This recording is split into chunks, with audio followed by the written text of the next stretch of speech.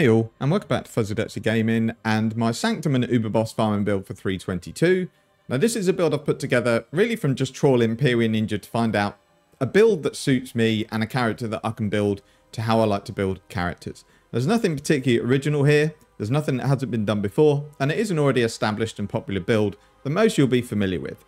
However, I didn't feel there were any specific guides on YouTube that explained how the build works and comes together, unless YouTube is maybe just hiding them from my searches.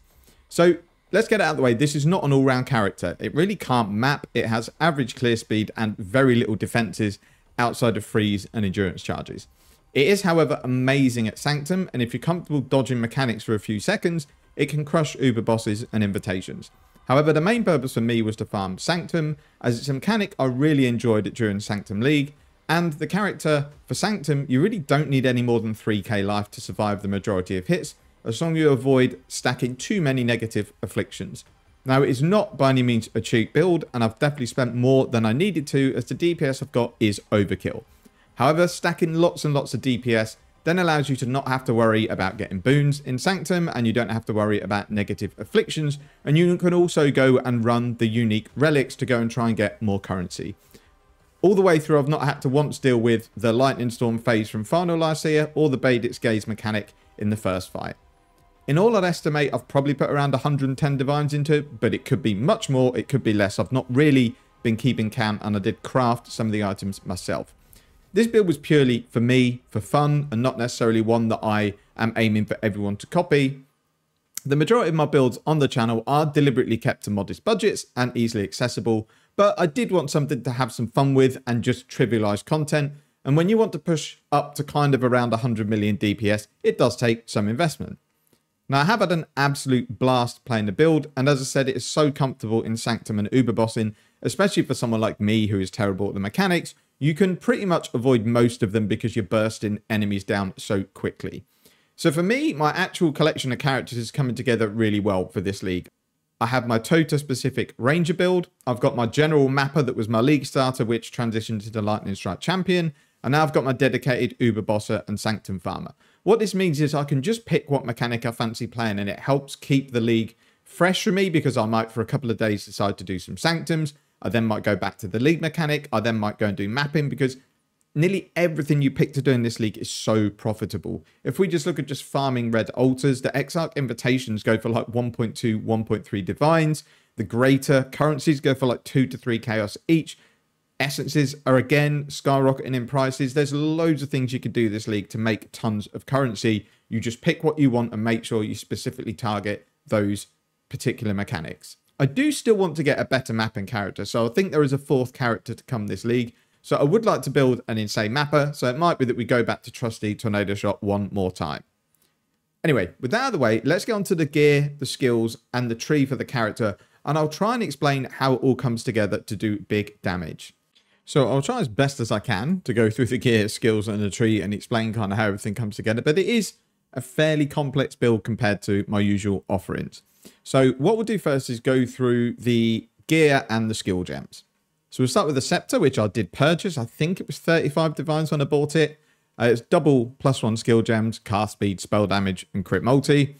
You could have got better for more currency, and I could have tried to craft my own, but it's not something I wanted to get into yet. I didn't want to make mistakes and cost myself loads of currency, so I just purchased this. Run a heat shiver. I actually bought the wrong one. I meant to buy 15% increased cast speed, and I bought 10. It was obviously cheaper than a 15, and I don't really want to rebuy one for like 6, 7 divines just for the 5% cast speed. And heat shiver just gives us a ton of extra damage. We're pretty much freezing everything and chilling everything, so you get that extra damage, which yeah is more than double damage when you freeze enemies. I'm running Yoke of Suffering because of the fact that all your elemental damage shock, so we get 50% shock on most enemies. This again helps me easier hit freeze thresholds. I could probably look at running a different amulet. Some people are on +1 or +2 amulets, but I already have, I think, a level 31 or 32 totem, and you do get diminishing returns the higher you go. So I'm really happy with Yoke, and then I'm allocating charisma because I want to fit in a lot of auras, so we need to get a lot of reservation around the tree and the gear. So the shield I crafted myself, but I just used Lokahol's guide that he brought out for getting reservation efficiency, +2 gems, and then whatever crafts you want. I went for life and avoid elemental ailments because with the boots I can cap out ailment avoidance, which it does help to be chill and freeze immune and shock immune and ignite immune. I'm not sure it's necessarily needed for this sort of build because it is just a bosser and a sanctum runner. So I think just finding ways to be chill and freeze immune would be okay. But this is how I've decided to build it. The boots I crafted myself. They're fairly easy to craft. They're just standard avoid elemental ailment boots. I waited basically until it's something decent. I just spammed essences until it's something good. And then I've crafted increased life regen because I use righteous fire and you need to get a lot of life regen to be able to sustain it. Then for the implicits, I've gone avoid early ailments to cap that out and then increased action speed. The belt, I bought a regen life belt T1. I think it's a max T1 roll, and then I put life catalyst on it. Again, I need this to sustain righteous fire. And then I've just rolled this. I did get lucky with this. I was rolling it with strength essences because I do need my strength to be higher than my intelligence, which again, we'll come on to in a moment. And I got really lucky in this. I hit really big life. And then the early damage with attacks was actually an exalt slam. It doesn't do anything for this build because it's a spell build, but it makes the belt, you know, even nicer. If there was an attack build that needed life regen, this is pretty good with big armor and big strength. It's a really decent belt. The gloves, I probably need to get these a little bit better because my implicits are quite low. I've got greater and lesser on these. It's basically cold exposure on hit and unnerve enemies on hit. And this works with totems because it doesn't say your hit.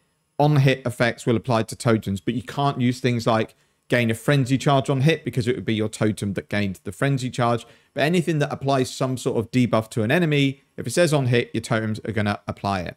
And then I think I actually purchased these as they were. They were quite expensive. I think there were 6 to 8 divines. And I've basically converted some damage to cold, which when I go onto the gems will make sense why I've only got a little bit of conversion.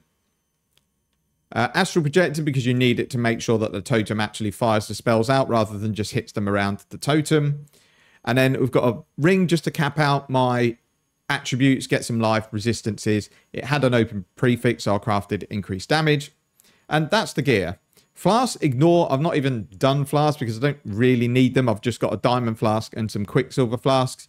If I felt I needed more damage, I could obviously look to get a proper set of flasks, but at the moment I haven't bothered. It's probably the thing I will look at next. So if we go on to the gem links, the body armor that we're using is Diala's Malefaction because it just gives you +2 to red socketed gems, and we're using an Empower, so we get that boosted up by 2, and then Shockwave Totem is also a red gem. So it's just a very, very nice chest for getting a ton of damage. I think if I swap this out for just a normal chest, I lose about 1/4 of my damage. They are expensive. I think this was 5 divines unlinked, so I've then used the omens to 6 socket and 6 link it. Coloring it is fairly easy because it doesn't have any requirements, so it's just a case of spamming either 1 red or 1 blue socket in your crafting bench until you hit the colors that you like. And then the 6 link I'm using. Now, I don't think this is optimal because I don't have enough crit to not run crit strikes. If you had a ton of crit chance, which would basically come from like a 50 Divine Watcher's Eye, you can drop crit strikes and put in a damage gem, which would give you, I would think, another 20% more damage. So we've got Shockwave Totem, which is divergent, and that is because it converts damage to cold. So the skill on its own converts 40% to cold anyway. With Divergent at 20%, it converts another 40%. Then with the 20% on gloves, that's 100% conversion to cold. With all of the +1s I've got from the chest piece, from my Empower, which will be socketed in here, I've got a level 31 Shockwave Totem. I don't need it to be any higher than that. So then we have an Empower level 4. This gets +2 levels from running it in this chest piece. And then we've got Conk Effect, because it's a bossing build. I don't need AoE, I need damage. Got crit damage, crit strikes, and then we've got Divergent multi-totem support. And the reason for Divergent is because the quality is increased totem damage. So this just allows me to summon more totems. So with my Ascendancy and a node from the tree, that's 3. With this, it's 5 totems, and then with a shield, it's 6. So it's 6 spell totems that we can summon all together, which really, really helps with the DPS. In my Scepter, I have a Precision, which is just to give crit strike chance. Accuracy doesn't matter for spells. And I can only have this at level 9, essentially, because I don't have any more mana to run anything else. Then I've got Divergent Righteous Fire. Reason for Divergent is the buff grants increased spell damage. In the helmet, we've got Herald of Purity for more fizz damage, and it all gets converted to cold. We have a Vitality at level 21, which is boosted up from global modifiers. Again, this is needed to sustain Righteous Fire. Got Purity of Fire to get my max fire resistance up to help sustain Righteous Fire. And then we have a level 4 Enlightened, which is needed to get the mana cost to what I want it to be. So I've just realized I can actually get better mana on this build because I have Discipline slotted in here and I no longer use it. So this is a waste of an efficiency slot. So I can actually rejig these more so that I can push my precision up a little bit more. So in my gloves, I've got my movement skill, which is less duration, faster casting, Swift Affliction to, again, reduce duration of skills, and then we're using Lightning Warp. I could use Shield Charge here, but I like this movement skill. I think it works really nicely. And then in the boots, we have a Vortex linked with Arcanist Brand, Assassin's Mark, and then Bone Chill. And then the Bone Chill and Vortex just help chill enemies. You really don't need this other than on Uber bosses or the final Sanctum boss. And I'm not even sure it's actually needed. It might be you could do something else with these gem slots here. But they're the gems that I'm running at the moment. The POB will be slightly different because I've only just realized that I'm not running Discipline. So the POB will probably be the gems rejigged so that I can actually push my precision up. Other than that, that's the setup for the gem links and the gear. So now we'll go on to the tree. I will try and explain it as best as I can because there's tattoos all over the place. Lots of jewels, unique jewels, things like that. I'll try and explain the skill tree as best as I can.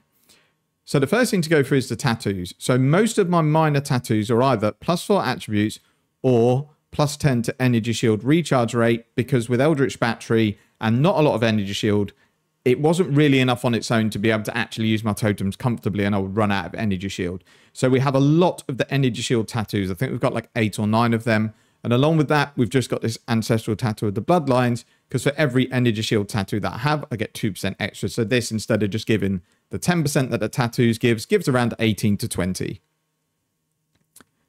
And then we have one tattoo here on the 30 strength notable, which just gives +1 to strength skill gems. So in terms of the tree, it's basically going around and getting spell crit, spell damage, totem speed, things like that. So we will go through the entire tree. So we're going down here and getting life, because you do need some life. You can't run around with like 2k life. It's going to feel a little bit uncomfortable. We go down here. I don't see many people on POE Ninja taking this Ellie node, and I don't understand why, because it obviously treats elemental resistances as inverted. It counts for your totem, so every 4th hit, they're getting massive minus resistance on them because I don't have a curse that lowers resistances. And this is about 18 to 20% more damage by taking that mastery there. Then going to go and crit chance spell damage. Down here to get all of the Sovereignty Wheel and auras have increased effect. Here to get loads of totem damage, life, cast speed, things like that. Over here again to get more totem, crit chance and crit multi. Crit chance and crit multi again. Life and mana. So we got up through life, picking up the mastery because we don't have life on our body armor. Then we go up here to get more damage per power charge. But what this gives you is an additional minimum power charge, and we already have 4. So you also have to take the maximum power charge to make sure that your minimum meets your maximum. Otherwise, you're wasting a little bit of damage. We get mana and mana reservation efficiency. Now, the Militant Faith jewel has to be very specific. It needs to be converted by Dominus because that gives you inner conviction on your keystone. But you also need 1% increase effect of non-curse auras per 10 devotion and 4% increased totem damage per 10 devotion. It's the best way to get your bang for the buck out of this jewel. Ideally, you also want to make sure that it's not changing any of the main nodes that you're taking. So it is quite difficult to find that jewel for a decent amount of money. I think I paid 3 divines for it. I have no idea what the cost is now. But just to summarize, Militant Faith, High Dominus, totem damage, aura effect, and then nothing being replaced out of the things that you're taking. We take Inner Conviction once you've got your Militant Faith. Without it, you wouldn't take it. We then go and get Eldritch Battery, so I don't have to worry about mana for my skills. And then we go down here and take even more crit, and then some life and energy shield, and even more reservation efficiency. So because of our Enlighten, our shield, and the fact we're stacking mana reservation on the tree, I can just about fit in all of my auras. Now, along with that, we're running some cluster jewels and some unique jewels. So the large cluster jewels are the same. They're Force Multiplier, Iron Breaker, and Master the Fundamentals. It seemed to be what everyone was running. So you wouldn't take the back node because I think these sort of balance each other out. You just take Force Multiplier for more fizz and double damage. And then again, 35% more physical damage. Off here, I've got a Crit Strikes, Pressure Point, and Basics of Pain, and then Ancestral Echo to give me attack and cast speed and placement speed, and then Sleepless Sentries to give me Onslaught, which is awesome. We also stack quite a lot of totem duration, so my totems last for around 22 seconds, although I do have a habit of spamming them. And then over here, we've got the same large cluster jewel. So in terms of the jewels that are slotted into these, I've got a Watcher's Eye with Cold Penetration, which is good. Crit chance would be much, much better when affected by hatred, but they were like 50 divines at the time. I didn't really have the currency, but this is a decent boost to LE damage. And over here, I've just got a rare jewel with as much as I can stack in it. So I've got area damage, life, cast speed, and resistances. We go over to the other cluster jewel, and we have Rational Doctrine. This is an expensive jewel. I think it was like 21 divines. But what this does, because I've made sure my strength is higher than my intelligence, is that I basically get Consecrated Ground whenever I'm stationary, and then when I move, that lingers around me for 4 seconds. This is needed to help sustain Righteous Fire. So with this, and my max fire res and my life regen, I get around 1100 life regenerated per second, and I have decent fire res, so I actually have plus to my regen for life, so I can run Righteous Fire, and it is a massive damage boost, so if you can fit Righteous Fire in, it's definitely something that should be done. But this is expensive, but I did decide I wanted Righteous Fire, and this seemed like the best way for me to get it in. And then lastly, we have another rare jewel. So for this one, I just used the function in POB to find me the best damage upgrade. This wasn't expensive, this jewel. It was about 40 chaos, and it adds loads of cast speed. It's 11% cast speed and then 16% cold damage. So that's the build and how the tree and the gems work to bring it all together. So all your damage comes from cold. If you freeze with Heat Shiver, you get double damage and you get your extra chill damage as well. With Shocking for the most part for 50%, unless it's Uber Bosses. The issue I have is you have to keep moving on this build, otherwise you're probably going to die. So it's very hard to actually hover your cursor over a boss to see what sort of damage you're doing, because you're going to end up dying if you're not moving. But this is how everything comes together. So in terms of Ascendancy, it's Pursuit of Faith to get +1 totem, speed, and duration. We get this one here, Ritual of Awakening, for more damage per summon totem, and we have 6. Mana regen doesn't really matter, but the life regen is helpful for Righteous Fire. We have +4 to minimum endurance, minimum power charges, and +1 to maximum. So this at least gives me some defenses, and it means my power charges are always at 5, which is really, really nice. And then here we have Arcane Surge, grants you 20% more spell damage when you or your totems hit an enemy with a spell. Pantheons, not done any yet, super lazy. At the moment, I'm running Solar Lunaris and this Life Flask one. Don't really need any Pantheons, but I guess it's something I could look at. But at the moment, I've just not done any. Same with the Flask. They're not really needed. I've been super lazy, but it is something I will probably tweak if I decide I really, really want to min-max the build. Because I think there's probably about 600 to 700 divines I could spend to get this build better. So you'd firstly get a Mage Blood. So you could then get things like mana cost on your Flask. You can get, you know, damage, crit, things like that. You could run Grand Spectrums to get your Frenzy charges and get more LE damage. I can replace this Watcher's Eye with the crit damage Watcher's Eye. So all that stuff combined, you know, is going to be like 500 to 600 divines. I'm just not sure I want to put that money into the build because it already is more than I need for the content that I'm doing. If I end up getting lucky and get a Mage Blood drop or something, I may do it. But I don't think I'm going to farm to put it on this character. I'd rather put the currency into my next mapping build. So I don't think there is anything else to go through on the build. The POB is in the video description. So there was a video on Jungro's channel where he leveled a totem build. He used some sort of fire spell. I forget which one it was, but I just copied what he did and it worked a treat to level up. Then once I got 3 labs, I put on my Diala's Malefaction and my Astral Projector, and then I switched to Shockwave totems. Then, once I finished the campaign, I went straight into Sanctums and started at level 68 Sanctums and just built up from there. You get insane XP from killing bosses in Sanctum, and you very rarely die. I think I've died once in Sanctum, and that was in a very early one. So you should be able to level up comfortably in Sanctum. I've got to 95, and I'll probably get to 100 if I keep playing Sanctum.